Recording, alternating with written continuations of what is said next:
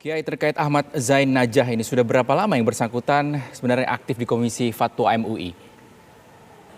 Saya tahunya sejak lama ya, mulai sebelum tahun 2000 kemarin pemilihan pengurus baru, beliau sudah jadi pengurus di Komisi Fatwa MUI Pusat dari Dewan Dakwah Islam Indonesia.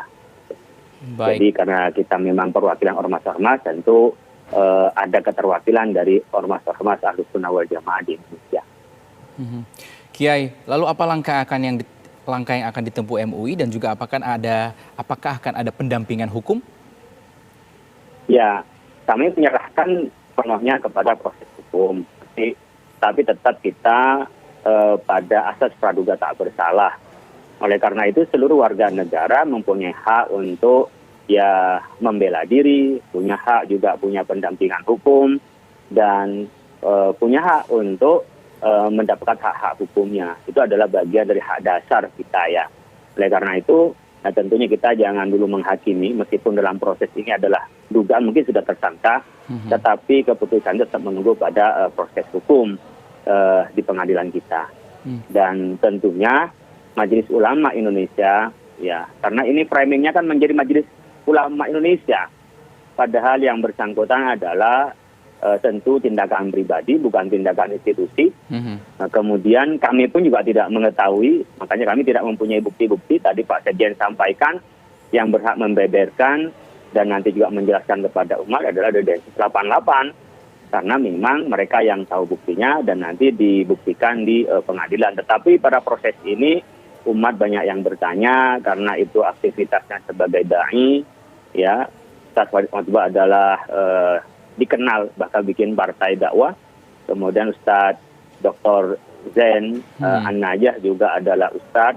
Ya, tentu banyak umatnya yang banyak belajar, ini butuh mendapat penjelasan. Karena kami sendiri di MUI juga tidak mengetahui itu.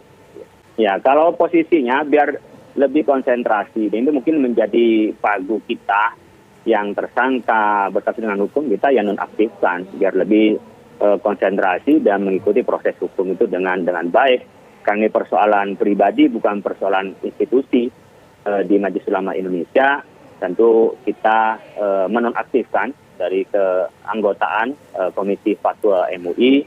Kemudian berkenaan dengan yang ada, ya kalau memang kita ada yang utamanya terpapar, ya kita kan lihat buktinya. Jadi kita bukan berangkat dari suudzon. Di MUI itu berangkat dari husnudzon. Jadi husnudzon kita organisasi yang legal, organisasi yang berbasis di masyarakat dan sudah dikenal di masyarakat.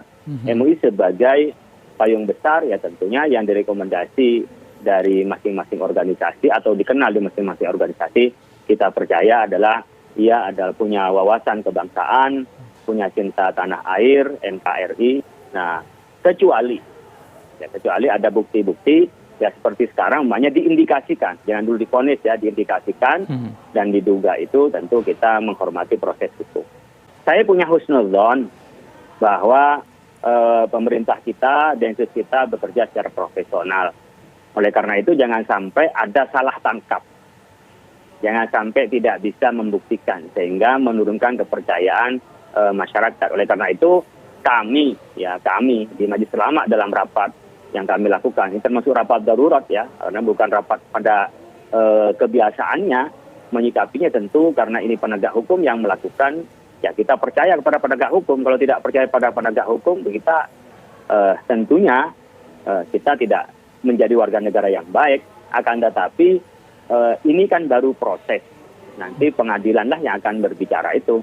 Oleh karena itu jangan sampai divonis. Pertama, kita udah memvonis sebelum hakim memvonisnya sebagai teroris.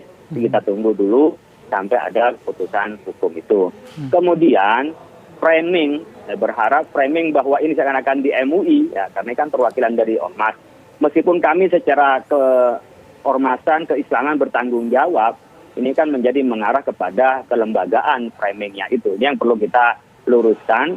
Kami tidak mengetahui aktivitas yang didugakan atau kalau nanti disangkakan oleh Densus 88 kepada para asatid ini, tentu perlu Densus itu menjawabnya. Jangan sampai ada keraguan, ya, seperti tadi ada kesan kriminalisasi. Kalau sekali lagi, kalau tidak bisa membuktikan, ya pasti kriminalisasi. Tapi kalau bisa membuktikan, disinilah kerja negara, pemerintah, bagaimana menciptakan Indonesia yang damai, Indonesia yang baik, tentunya tetap menjaga negara kesatuan Republik Indonesia. Ya kalau soal mendegradasi biasa, di hidup ini ada yang suka tidak suka. Perjuangan Rasulullah aja yang dielulukan oleh seluruh dunia aja masih banyak hambatannya. Bagi kami, bagi orang yang mengindikasikan itu bagian dari tantangan perjuangan yang harus kita buktikan. Di sini kita membuktikan bahwa MUI itu anti terhadap terorisme. MUI itu mendukung untuk pencegahan ekstremisme. Dengan apa? Pertama, MUI itu pada tahun 2004, Fatwa nomor 3 sudah mengeluarkan tentang hukum terorisme itu adalah haram. Itu bukti kalau MUI adalah mendukung dan terhadap pemberantasan terorisme, dan juga MUI juga mengikut menghilangkan isme-isme yang mengarah pada ekstremisme itu. Yang kedua, pada hasil musyawarah nasional yang lalu pada tahun 2000 kemarin, itu diputuskan tentang adanya lembaga namanya BPET, Badan Penanggulangan Ekstremisme Terorisme. Di bawah Majelis Ulama Indonesia ada badan tersendiri. Itulah bagaimana MUI itu konsen untuk menghilangkan ekstremisme dan terorisme ini. Namun demikian, ketika ditangkap begini, kita asumsinya penegak hukum itu mempunyai bukti. Kalau tidak punya bukti berarti sembrono, berarti hilang nanti kepercayaan umat. Karena kami percaya punya bukti, tetapi buktinya itu apakah valid atau tidak itu harus dibuktikan di pengadilan. Maka kami mendukung proses hukum, dan yang bersangkutan di MUI kami nonaktifkan, sehingga clear bahwa itu adalah aktivitas pribadi, dan kalau memang nanti ada bukti bahwa dia tidak terlibat, harus dibersihkan nama baiknya. Tapi kalau itu terbukti bahwa dia terlibat, tentu menjadi pelajaran bagi kita bagaimana kita bisa benar-benar Indonesia bisa bebas dari paham-paham yang mengarah pada ekstremisme dan terorisme.